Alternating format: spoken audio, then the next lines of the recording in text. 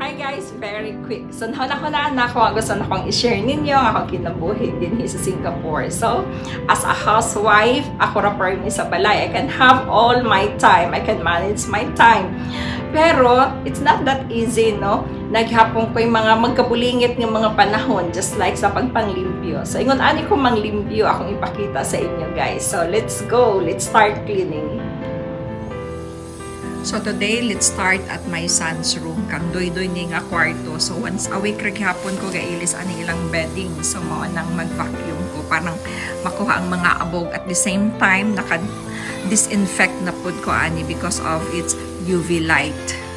So after sa mga beddings, anhin naman punta sa ilahang mga computer tables. So sa mga corners, kaya daghan gihapoy mga abog manuksok dinhing dapita. So karon isunod na to ang pag-vacuum sa floor. Gigamit lang na akong cordless kay sakit sa likod mo sig doko-doko atong naay cord nga vacuum. After sa vacuum, mag-mop na ta. I'm using tissue this time, guys, kay pwede ni siya gamiton sa floor, pwede pod siya sa wall og limpyo kay ni siya og agi.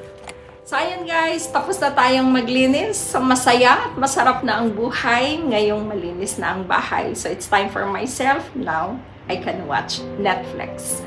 So, that's all for today, guys. And see you next time. Bye-bye!